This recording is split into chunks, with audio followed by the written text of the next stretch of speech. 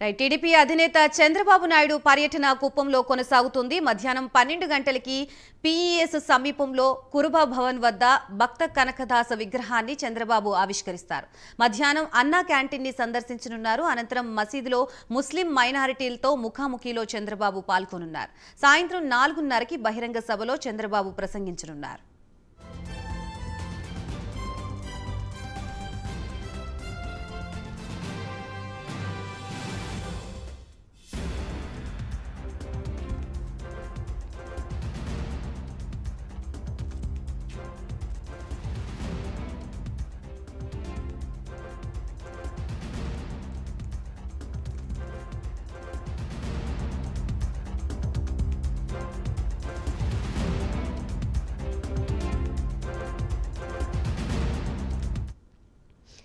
TDP అధినేత చంద్రబాబు నాయుడు పర్యటన కుప్పంలో కొనసాగనుంది. మధ్యాహ్నం 12 గంటలకి పీఈఎస్ సమీపంలోని కురుబా భవన్ వద్ద భక్త కనకదాస విగ్రహాన్ని చంద్రబాబు ఆవిష్కరిస్తారు.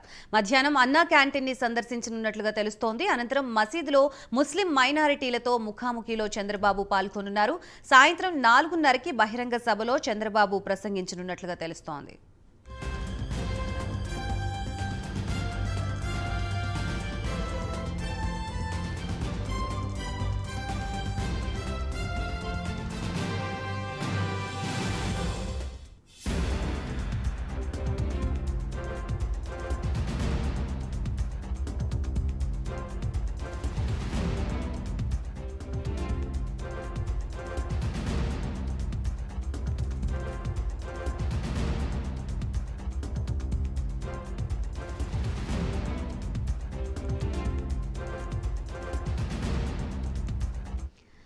టీడీపీ అధినేత చంద్రబాబు నాయుడు పర్యటన కుప్పంలో కొనసాగనుంది. మధ్యాహ్నం 12 గంటలకి పీఈఎస్ సమీపంలోని కురుబా భవన్ వద్ద భక్త కనకదాస్ విగ్రహాన్ని చంద్రబాబు ఆవిష్కరిస్తారు.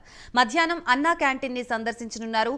అనంతరం మసీదులో ముస్లిం మైనారిటీలతో ముఖాముఖిలో చంద్రబాబు పాల్గొనున్నారు.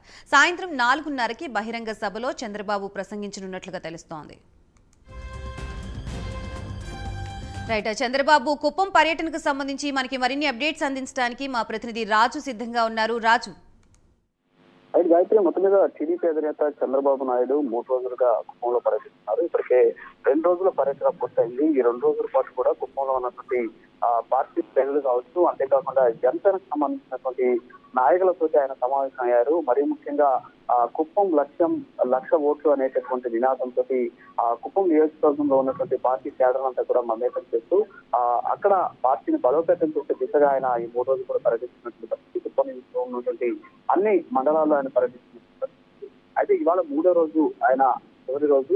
ఈ రోజు పర్యటించిన తర్వాత ఆయన రిటర్న్ వెళ్ళిపోతున్నటువంటి పరిస్థితి. అయితే మధ్యాహ్నం 12 గంటలకి ఆయన ఆర్ఎండ్బి గెస్ట్ హౌస్ లో స్థానిక ప్రజల దగ్గర నుంచి అధ్యయనం స్వీకరిస్తారు. ఆ తర్వాత 12:20 పీఎస్ మెడికల్ కాలేజ్ దగ్గర ఏర్పాటు చేసినటువంటి కనకదాస విగ్రహావిష్కరణలో ఆయన పాల్గొని అక్కడే ఉన్నటువంటి ప్రజలతోటి మమేకం అయ్యేటటువంటి పరిస్థితి. మధ్యాహ్నం 2 గంటల కుప్పం బస్టాండ్ కూడల్లో అన్నా క్యాంటీన్ అనేది గత కొంతకాలంగా నిర్వహిస్తున్నారు. అక్కడ ఉన్న అన్నా క్యాంటీన్ ని తొలగించినప్పటికీ కూడా టీడీపీకి సంబంధించిన నాయకులు కొంతమంది తమ సొంత నిధులతో అన్నా క్యాంటీన్ నిర్వహిస్తున్నటువంటి పరిస్థితి. సో దాన్ని ఆయన పరిశీలిస్తారు. పరిశీలించిన తర్వాత 2:40 కొత్తపేటలో ఉన్నటువంటి శ్రీ ప్రసన్న పెద్దపల్లి గంగమ్మాలయంలో ప్రత్యేక పూజలు చేసి 3:30 గంటలకి అక్కడే మసీదులో ప్రార్థనలు చేసి మైనారిటీలతో ముఖాముఖి కార్యక్రమంలో పాల్గొనేటువంటి పరిస్థితి. అయితే 4:30కి మల్లానూరు, ఏదైతే ఆ కర్ణాటక బార్డర్ లో ఉన్నటువంటి కుప్పం చివరి పల్లె అయినటువంటి మల్లానూరు చేసుకుని అక్కడ మల్లానూరులో బహిరంగ సభలో పాల్గొంటారు. బహిరంగ సభలో పాల్గొని అక్కడి నుంచి నేరుగా రోడ్డు మార్గంలో బెంగళూరుకి వెళ్లి అక్కడి నుంచి ఆయన హైదరాబాద్ కి వెళ్ళినటువంటి జరుగుతుంది. సో మొత్తానికి అయితే Chandrababu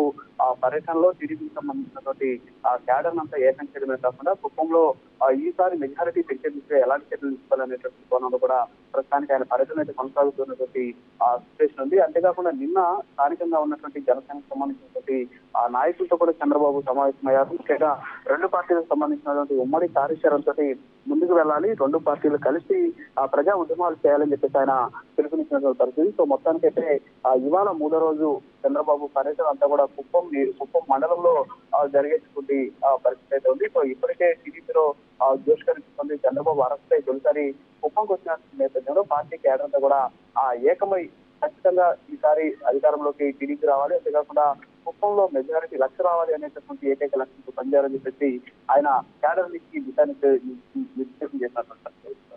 right, thank you for the update Raju.